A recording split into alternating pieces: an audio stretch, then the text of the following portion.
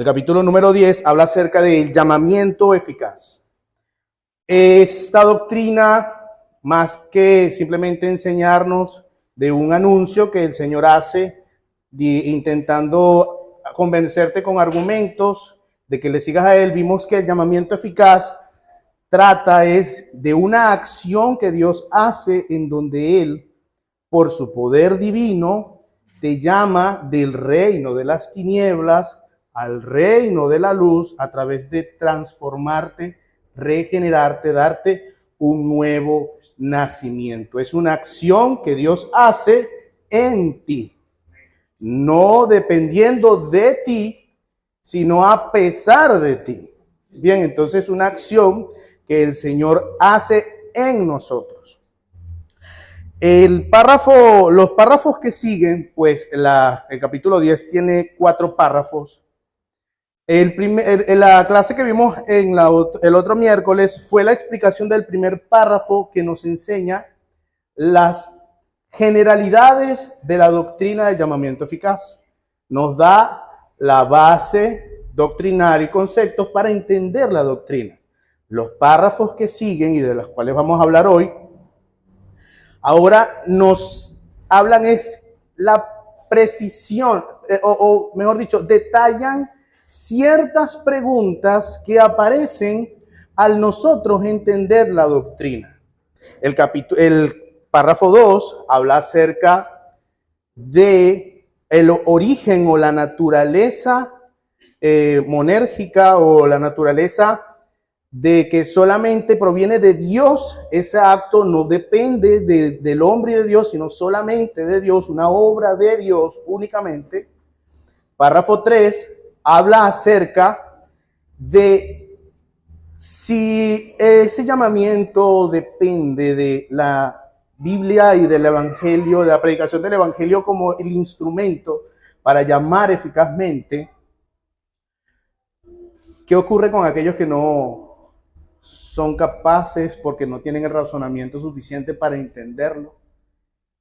Una pregunta muy práctica y vamos a ver por qué hacen esa pregunta. Y el párrafo número 4 nos habla acerca de qué ocurre entonces con aquellos que no les ha llegado el Evangelio o con aquellos que escuchan el Evangelio pero no responden al Evangelio. Todo esto lo vamos a ir viendo y desarrollando en la clase de hoy. Pero comencemos ahora con el párrafo número 2 del capítulo número 10, que habla acerca de el origen o la naturaleza de este llamamiento.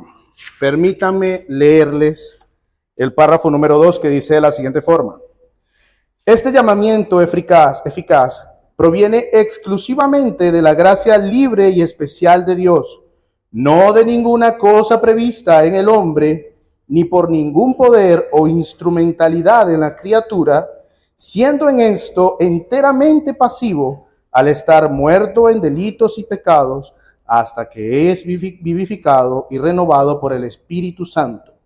Es capacitado de este modo para responder a este llamamiento y para recibir la gracia que éste ofrece y transmite, y esto por un poder no menor que el que resucitó a Cristo de entre los muertos.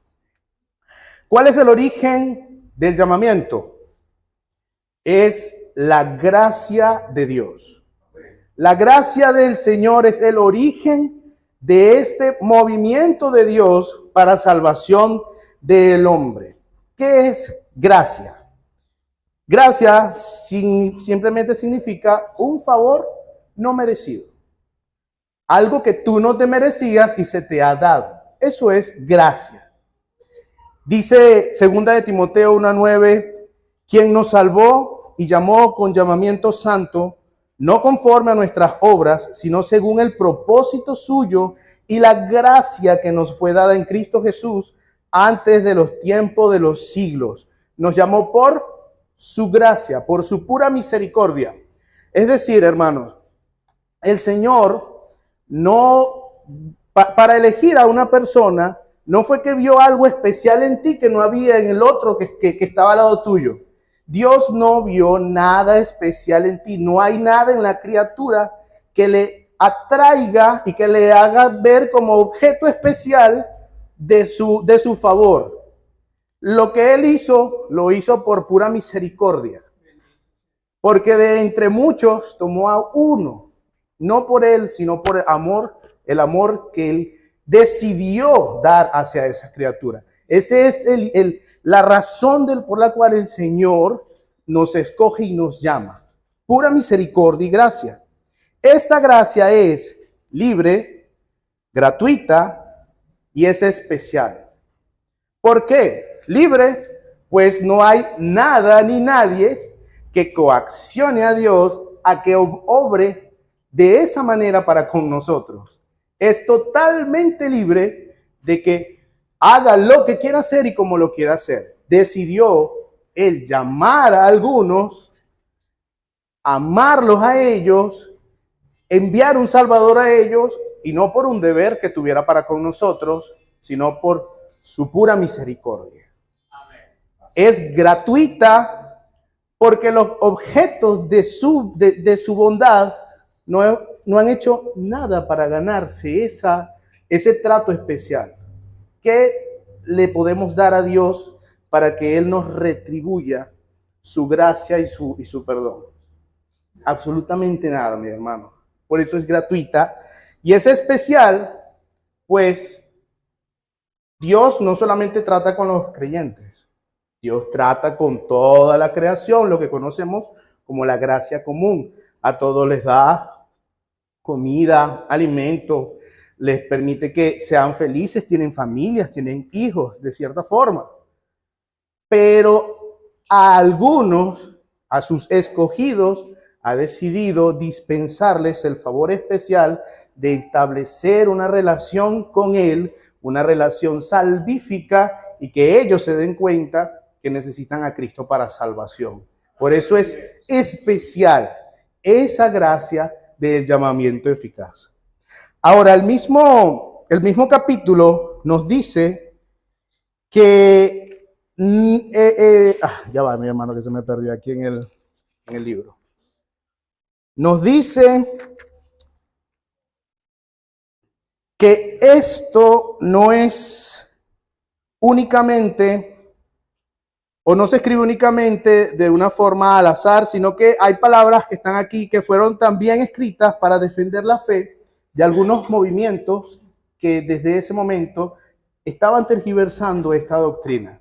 Él defiende, o aquí en la confesión de fe se defiende y refuta dos posturas que nosotros hemos hablado mucho. De repente alguno no los conocerá si es nuevo acá con nosotros, pero dice que el Señor, dice así, voy a leer, hermano, discúlpeme. Este llamamiento eficaz proviene exclusivamente de la gracia libre y especial de Dios. Dice, no de ninguna cosa prevista en el hombre, ni por ningún poder o instrumentalidad. ¿Qué quiere decir esto, mi hermano? Aquí está refutando dos posturas. Uno, al arminianismo, o la forma de pensar de que Dios llama a las personas dependiendo de si Dios ve que en el momento en que eligió a esa persona, en el futuro esa persona iba a elegir a Dios, y entonces Dios por eso elige a esa persona. Y entonces aquí en la confesión de fe dice que no, el Señor llama no de ninguna cosa prevista en el hombre, o sea que Él no lo hace porque vio que lo íbamos a elegir, sino que Él lo hace porque Él decidió que ciertas personas lo eligieran a Él. Dios ciertamente conoce quién será parte de su pueblo, pero lo conoce porque Él mismo ha escogido que ellos iban a hacer eso. Cada uno de los escogidos va a recibir al Señor, pero lo va a hacer porque Dios mismo se propuso a que ellos lo hicieran. El Señor dice en el libro de Romanos 8, 28, 29, si buscamos ese texto, mis hermanos,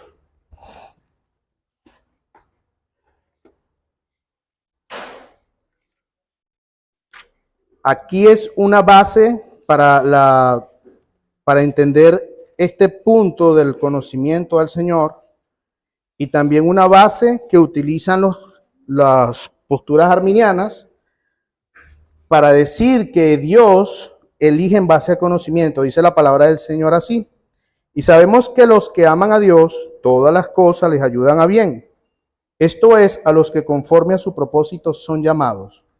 Porque los que antes conoció, también los predestinó para que fuesen hechos conforme a la imagen del Hijo de Dios. Y ahí de una vez dicen, viste, listo. Predestinó porque los conoció. Tenemos que entender, hermanos, que la palabra conocer, cuando nosotros vemos en la Biblia la palabra conocer, no lo podemos entender de la misma forma que nosotros usualmente lo entendemos, como el tomar o saber cosas que antes no sabíamos. Cuando en la Biblia se usa la palabra conocer, en varias partes adquiere otro significado. Y cuando Dios es el sujeto que es el que está haciendo esa acción de conocer, la acción pasa de conocer a que, para que lo entiendan mejor, en vez de utilizar la palabra conocer, entiéndelo con la palabra elegir. Elegir. Por ejemplo, cuando el Señor dice en Amós 3:2 y dice, a vosotros solamente he conocido de todas las familias de la tierra, por tanto, os castigaré por todas vuestras maldades. Ahí le preguntamos, entonces eso significa que el Señor no conocía a las otras familias de la tierra y solamente conocía ahí a Israel. No, obviamente Dios sabe todas las cosas y la palabra conocer no se puede entender entonces como de saber, sino entonces de elegir. De toda la familia de la tierra, yo te elegí, fue a ti. O en Oseas 13:5, donde dice, yo te conocí en el desierto, en tierra seca. Está hablando el Señor de Israel. Igualmente se entiende, obviamente, que lo que está diciendo es que yo te traté con amor en el desierto. Es más, la palabra llega a tener un sentido de intimidad. Por ejemplo, cuando nosotros vemos en Génesis 4:1, dice que conoció a Adán a su mujer Eva, la cual concibió y dio a luz a Caín, y dijo, por voluntad de Jehová, he adquirido varón. Entonces, dice que Adán conoció a Eva. Eso quiere decir que ahí apenas fue que vino a saber quién era Eva. Antes, cuando Dios se la presentó, no se miraban hasta Génesis 4. No, hermano. Lo que está diciendo es que en ese momento tuvieron intimidad. La palabra conocer viene a tomar el concepto de tener intimidad. Y más adelante, en el relato de José y María, dice, en Mateo 1:25, dice, pero no la conoció, hablando de José y María, pero no la conoció hasta que dio a luz a su hijo primogénito y le puso por nombre Jesús. Quiere decir que José no tuvo relaciones con María hasta que después que dio a luz al Señor Jesucristo. Dios nos conoce. Pero lo que quiere decir es que Dios nos ha escogido, hermano. Él escogió a todos los que serían llamados.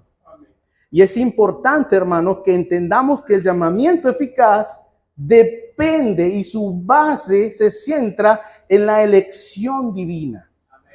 Ella es la que da la razón para que para que ciertas personas en el tiempo experimenten el llamamiento. Nadie que no haya sido escogido será llamado. Dicho de otra forma, todos los que han sido escogidos serán llamados.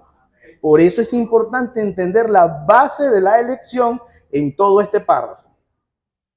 Ahora, ¿por qué necesitamos que sea así, mi hermano? Porque necesitamos que para la salvación, para yo poder entrar en esta relación salvífica con el Señor, Dios tenga que llamarme de esta forma así en donde solamente Él es el que hace. Él es el que escoge, Él es el que busca, Él es el que provee un Salvador, Él es el que llama a quienes. ¿Por qué tiene que ser así? Porque estamos muertos en delitos y pecados, hermanos.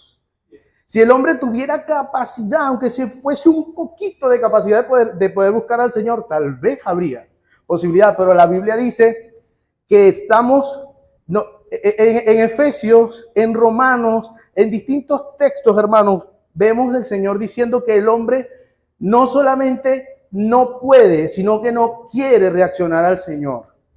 El hombre está muerto para con Dios en el sentido de que no reacciona positivamente a Él. El hombre no es que no tenga la capacidad de sentir, escoger. Puede hacerlo. Tiene todos los medios para poder demostrar, amar, seguir, obedecer. Pero su problema no es que no tenga esas herramientas. Su problema es que no quiere. Estamos muertos. El hombre naturalmente está muerto en sus pecados y necesitamos entonces que no nada más nos digan que venga, sino que nos hagan vivir para después de hacernos vivir, llamarnos a vivir esa nueva vida. Por esta razón, mis hermanos, este llamamiento tiene que anteceder a todas las demás otras acciones divinas en el Ordo Salutis. Primero tenemos que ser regenerados para luego después escuchar el Evangelio, poder reaccionar al Evangelio, buscar del Señor. Debe ser el acto que antecede a todo lo demás. Y dice que Él nos dio vida a nosotros cuando estábamos muertos en nuestros delitos y pecados. En ese momento, hermanos, es que el Señor nos llamó. Entonces, el origen, párrafo 2, el origen del llamamiento eficaz, su naturaleza, la gracia y la misericordia del Señor, mis hermanos. Nace en Él y no por un deber, sino por su beneplácito, por pura misericordia. El párrafo 3 del llamamiento eficaz dice de la siguiente forma. Comienza hablando de los niños escogidos. ¿Qué ocurre y de qué habla este párrafo? Nosotros ya habiendo entendido que si bien el Señor llama soberanamente a quien ha escogido para salvación, Él también ha elegido los medios por los cuales llamará a sus escogidos. Entonces vemos que utiliza como instrumento la escritura o llamado a la predicación del Evangelio y utiliza como agente al Espíritu Santo. Esto nos origina una pregunta. Si es necesario y un requisito sine qua non que aquel que quiera ser perdonado y tener esta relación con Dios a través de Jesucristo necesite escuchar el Evangelio y creer en el Evangelio, entonces, ¿qué ocurre con aquellos que no llegan a tener la capacidad de razonamiento para poder entender y responder a este mensaje? ¿Qué ocurre con aquellos niños que parten y no llegan a la edad suficiente para ni siquiera entender el Evangelio? ¿Qué ocurre con aquellos que están en el vientre y ni siquiera llegan a los 9 meses? ¿Qué ocurre con aquellos que tienen dificultades de razonamiento, problemas de discapacidades mentales, en donde no pueden tampoco llegar a razonar? ¿Qué pasa con ellos? Los escritores de la confesión tenían un gran peso, hermano, ante esta pregunta. Y les explico brevemente por qué. Esto fue escrito en el siglo XVII. El siglo XVII no era igual que en nuestros días. El índice de mortalidad de niños en ese momento era altísimo. De cada 3 niños, uno moría antes de llegar a los 15 años. Muy probablemente si yo tenía ya 10 niños, era más o menos el estándar que tendría la familia, yo habría experimentado por lo menos unas 3 pérdidas de mis infantes. Si bien no al momento de nacer, poquitos meses o años después. Esta situación tan alarmante que aparecía en medio de la familia y de los padres de la iglesia hizo que esta pregunta fuese un tema pastoral, a tal punto que los escritores de la confesión decidieron tomar un tema tan práctico y responderlo en este capítulo tan doctrinal.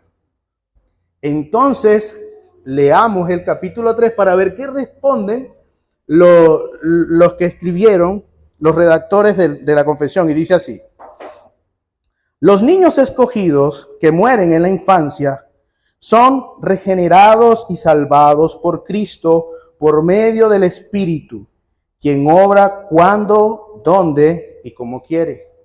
Así lo son también todas las personas escogidas que sean incapaces para ser llamadas externamente por el ministerio de la palabra.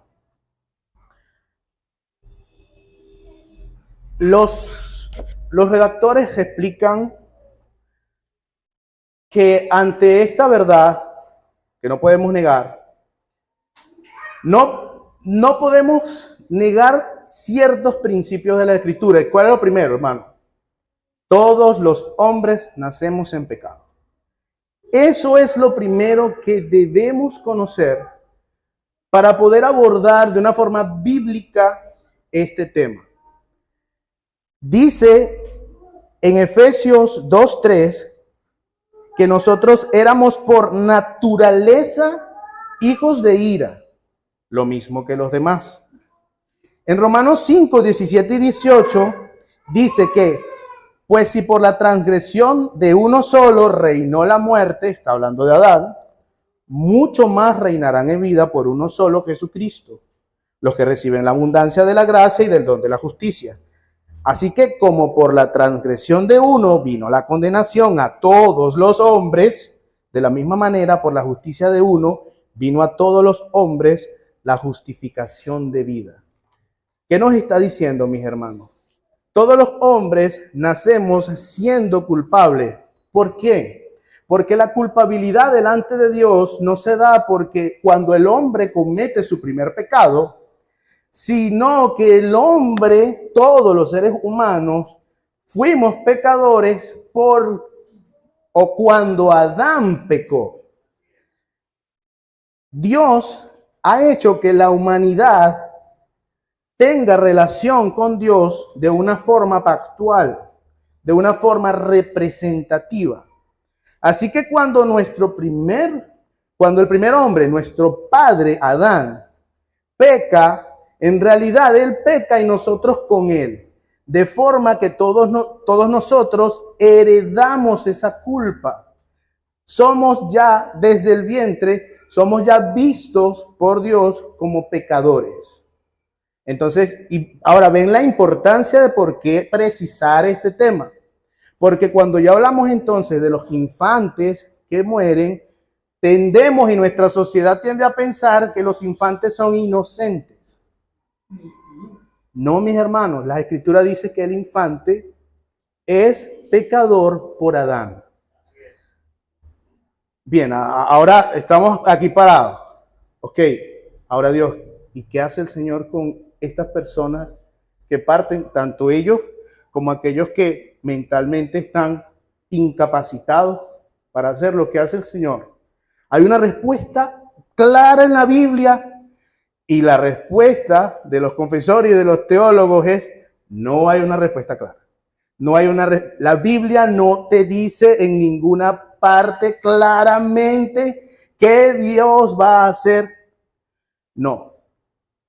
Pero el Señor, a través de principios, demuestra que Él es santo, justo, soberano, pero también bueno, misericordioso, benigno. Hermanos, ante esta gran pregunta, lo primero que nosotros debemos hacer es descansa. Descansa en el Señor, que todos estos asuntos misteriosos, el Señor es el que está al control de todo esto. No está al control un ser malvado, un ser incapaz. No, hermano, está al control aquel que vio a seres malignos como nosotros y nos escogió. Los hermanos y los teólogos entonces, viendo esta necesidad, lo que sí hacen entonces es argumentar qué creen ellos que será la respuesta a esto, qué va más acorde con el carácter de Dios mostrado en las Escrituras, de cómo Dios puede ser que responda a estas preguntas. Pensar que entonces, como todos los niños son pecadores, pensar que entonces el Señor castigará a todos esos niños porque son pecadores y mueren sin conocer a Cristo, no es acorde al carácter que el Señor muestra en el desarrollo de la historia salvadora. Por lo tanto, los hermanos y los teólogos y los que desarrollaron la confesión de fe toman una postura en donde dicen, no, es más lógico, según la Biblia, pensar que el Señor tiene un trato benigno, pero no con todos, sino que entonces ellos ven que hay un principio que nos podemos amparar, que sí habla muy claro y viene siendo los principios acerca de su elección. La elección que Dios ha hecho, la ha hecho a seres que no merecían ser salvados. No sabemos quiénes son, no sabemos de qué grupo son, nadie sabe hasta el momento en que se demuestra que son salvados.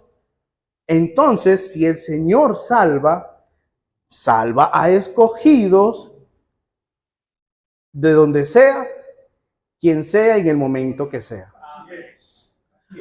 Aquí, por eso los que escriben la confesión de fe no son muy precisos, pues dejan cierta holgura, porque hay algunos hermanos, por ejemplo, Spurgeon, él pensaba que todos los niños que morían eran elegidos y que por ser elegidos, entonces todos los niños que morían iban a ser perdonados por el Señor y llevados al cielo. Esa era la postura que tenía Spurgeon, y muchos otros han tenido esta postura. Otros vienen y dicen, como los puritanos, ellos por ver que este era un tema muy gris, un tema que no había mucha claridad, ellos prefieren hablar hasta donde las Escrituras hablan y me demuestran que si el Señor salvará a sus escogidos, de los niños que han muerto, de sus escogidos. Ahora, ¿qué cualidad tienen? Solamente el Señor sabe.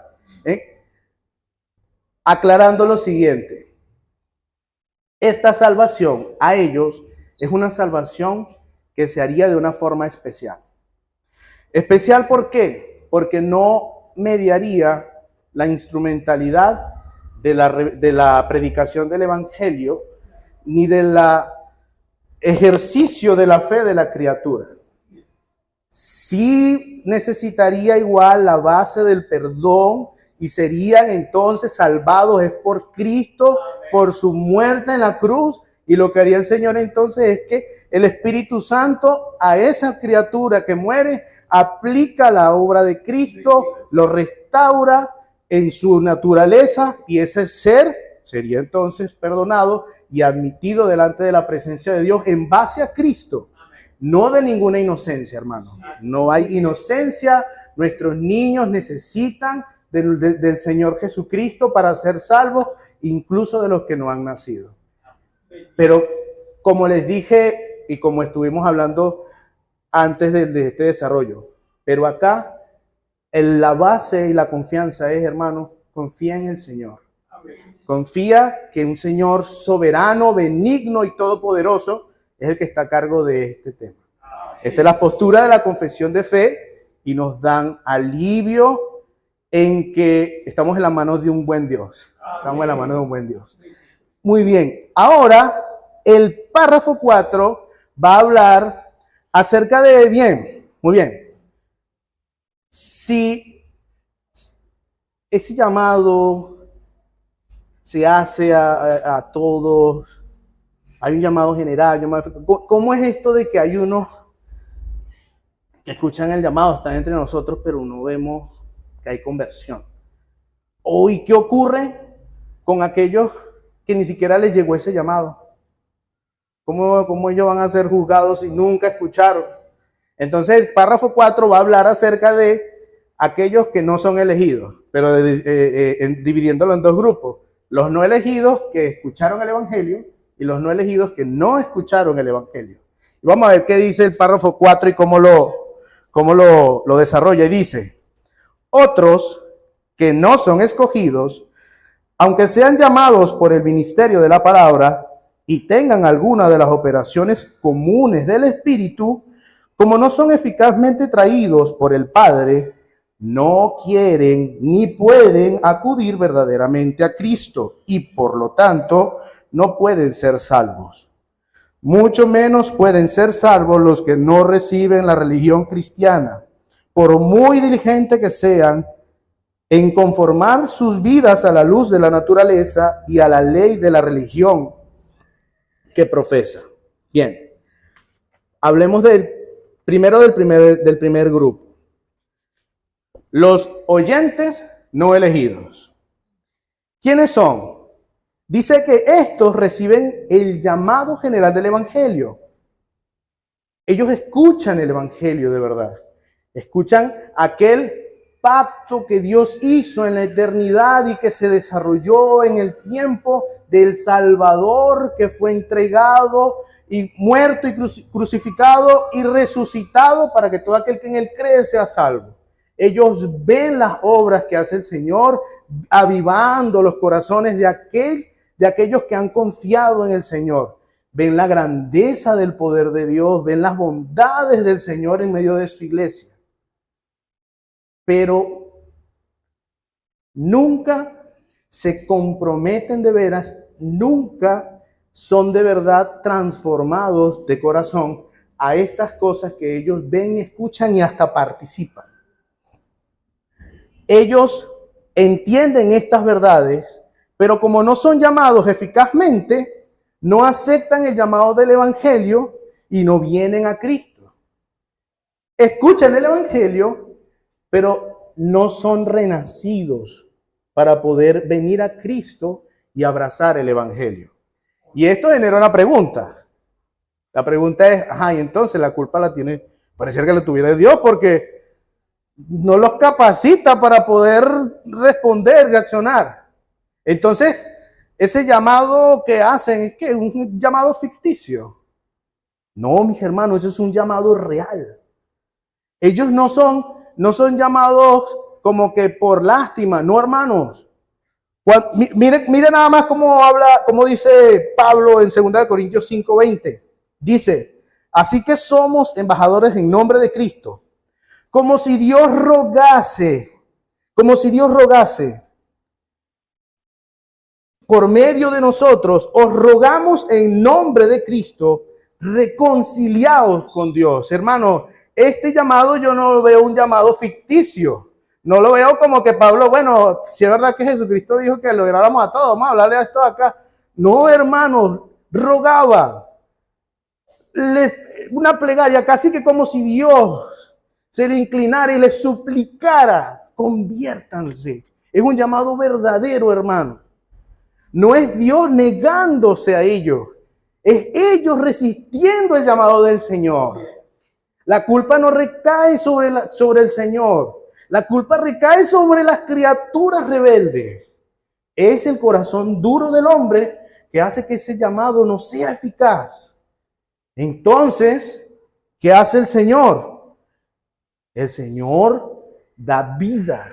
Él es el que tiene que obrar a pesar de ti, hermano.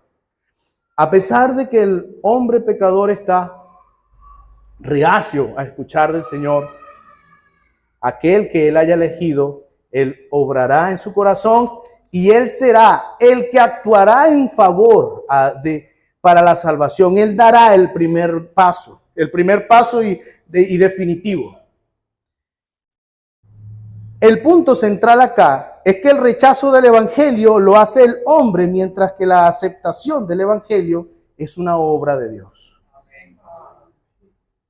De hecho, el párrafo nos dice que aquellos que son llamados, que participan de este llamado general, ellos participan de las operaciones comunes del Espíritu. ¿Cómo así? ¿Qué son estas operaciones?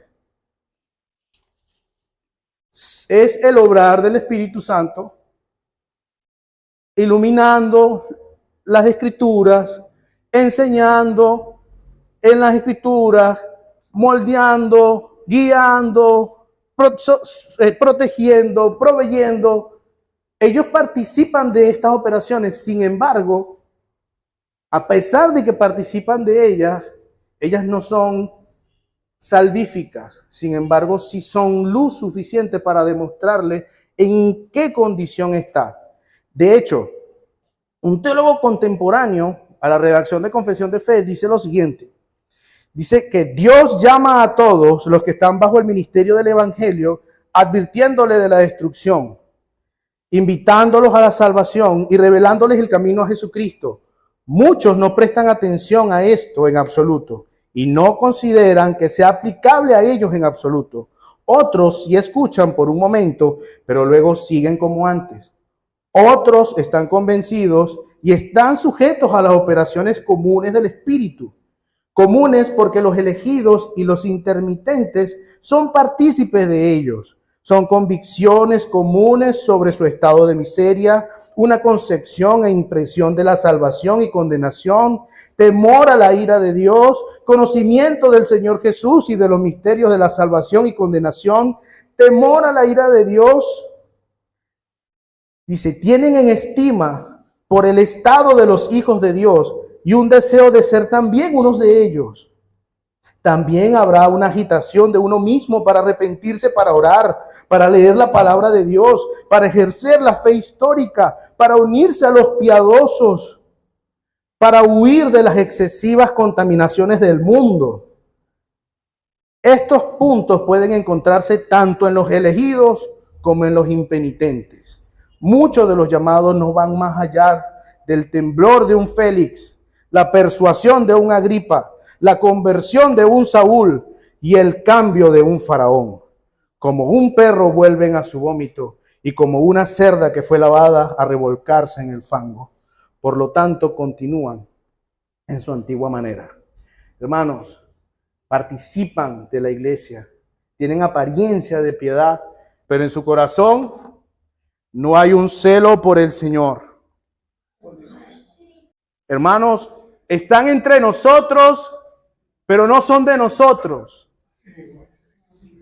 Y a los que estén en esta condición, para ti también hay salvación en Cristo. Si tú ves que vives un evangelio de apariencias, pero no es tu razón de ser y tu vida, ven a Cristo. Ven a Cristo, ¿no? El Señor también salva de entre las piedras y de entre las enredaderas. Hay los que oyen y no son escogidos, pero también hay los que ni siquiera oyen del evangelio. Y para terminar, resumo de esta forma. Aquellos que no hayan escuchado el evangelio, que viven en la India o viven en una isla remota y nunca les llegó el mensaje del evangelio, uno piensa, no, pero esa persona no merece ser castigada porque es que nunca le llegó el mensaje de la salvación. Hermano, la condena o la culpa por el pecado no es por haber escuchado el evangelio. La culpa por el pecado, como vimos anteriormente, es por haber nacido en Adán. Y luego lo que va a hacer la persona es que va a decidir pecar porque su naturaleza es pecaminosa. El párrafo nos lleva hacia Romanos 1, donde nos dice que la ley de Dios está escrita en el corazón de todos los hombres. Y estos mandamientos los inculparán delante del Señor. No serán juzgados porque no escucharon de Cristo, serán juzgados porque fueron asesinos, porque fueron homicidas, porque fueron ladrones, porque son pecadores. Y los mandamientos del Señor lo inculparán. La falta de llamamiento eficaz a ellos no los exime de ser castigados, sino que los lleva a ser culpados su condición natural de pecador. Más bien démosles gracias al Señor, que el Señor nos dio a nosotros las Escrituras y te llamó a ti. Vio tu ciudad, te vio a ti en tu familia y te escogió de la eternidad y dijo, Él no morirá sin mí. Así que, hermanos, concluimos diciendo, la salvación es del Señor, hermano. Y dependemos que nuestro Señor sea quien salve y quien llame. Pero para que esto ocurra, debemos evangelizar, hermano. Prediquemos el evangelio y el Señor utilizará ese instrumento poderoso para salvación. Amén. Bueno, oremos, mis hermanos, para terminar.